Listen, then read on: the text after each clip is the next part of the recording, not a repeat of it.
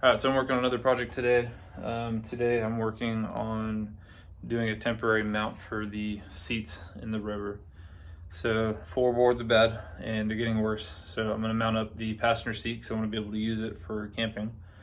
And in order to do that, I need to reestablish some meat on the floors. So what I did was I bought some sheets of steel from Lowe's, about the thickest ones that I can get for that size.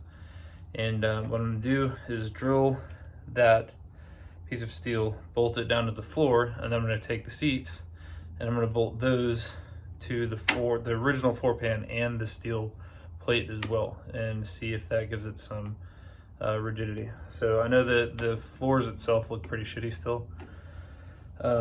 But the original problem with the seat coming out was because the actual bracket itself had actually broken because of so much rust. So the floor pan's still absolutely terrible, which is why I'm gonna do the other sheet of metal on top of it. It's just a temporary setup until I can get the floor pans in, which I still don't have an ETA on. So I'm gonna do that. I have a few other things too that I can use temporarily to give it a little bit more rigidity. Just some pieces left over from doing the box on the so things like these, just some really thick steel plate that I can use to give it a little bit more rigidity if I need to. So I can start working on that. I gotta drill, make sure there's no wires in the way, stuff like that, blah blah. So start working on that. All right, sorry if it's a little dark in here. It's pretty. It's not that late at night, but all right, I'll use this light like that. All right, so this is where I'm currently at right now. So steel plate. You can see I messed up a couple holes. They were too close to already existing holes. Try to use the good metal. For example, this strip right here is all good metal in a straight line, so I'm using that. I know, put more holes in, the good metal. This right here is good metal. This one is iffy, but it's not bad. So 4 holes here. I'm gonna bolt those down. That's gonna fasten the plate, and then I'm gonna mount the seat in here still, but I'm gonna drill through the plate and the body for the seat. So those are still going to get mounted, however, they normally would, but now that plate is also fastened down as well. So that's where I'm starting at right now. I got these steel, it's actually winch brackets for an ATV, but I've got these under here. That's going to give it a little support, especially on this corner. This corner's pretty rough, and then this L bracket right here is just giving it a little bit of extra metal there too. So that should do it, hopefully, and we will see. All right, so after a lot of modification, I finally have the seat in. I know the lighting is absolutely awful. I just put up the light. I'll get more into this tomorrow. It is a mess.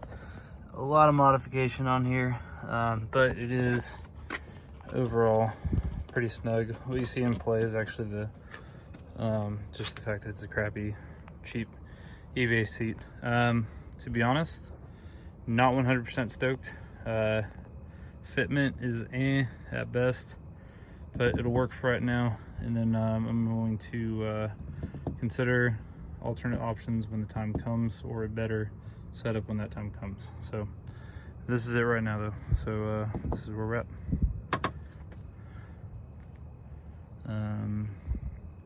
See, I'll talk more about it tomorrow once it gets daylight, but I'm gonna go give this a whirl with the wife.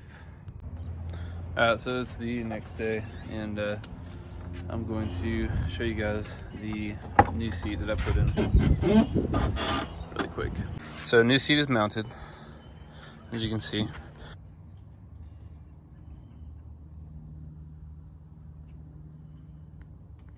So the new seat is in there. This is what the new seat looks like.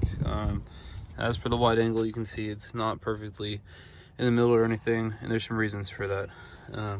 Seat belt still works. Over here, the shoulder of the seat actually rests up against here, so it kind of makes it a little tough for the seat belt to go in and out. It actually works like that. So need to make some changes. I got to pull it out so I can paint the plate and get this all cleaned up a little bit, and kind of make some adjustments. But there's also a bolt on the other side, one of these. Let's see if I can get it to focus. It comes down off the slide, and it's actually hitting the floor pan. So zoom in. It's actually hitting the floor pan, so it's actually not allowing the seat to go over anymore.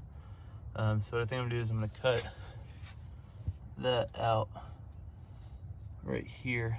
I'm gonna cut that screw a little bit shorter, and then I'm going to actually raise this side to actually get that seat to move a little bit. But what I did was I drilled this sheet into where I have good metal. So like this was good, like a good strip of metal here. These are winch plates for an ATV that I drilled through just to give it some extra support.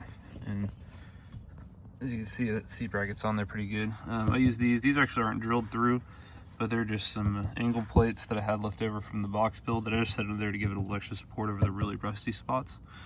And then back here, where those are drilled, is also good metal. And then where I drilled for the seats, this side on the seat, is actually just fastened to the plate, so that's not actually drilled through, because that's where the frame is. So that's pretty much what's going on with that. That was about the most of it. But it's in there pretty good. It's actually pretty snug, like it's not moving around. The downside of these seats, I'm gonna have to figure this out once I get the new floorboards in, is the leg room here.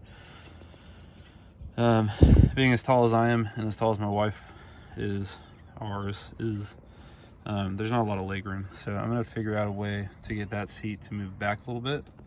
So my thought is to possibly, when this gets welded in, have him actually cut this back and then cut in an area where I can bolt this seat down. The other thought was to order the factory seat brackets and see about mounting these to the factory seat brackets. That's the other option. But it's in, it works, it's campable now, and it ain't going anywhere, and we're good to go. So that's it.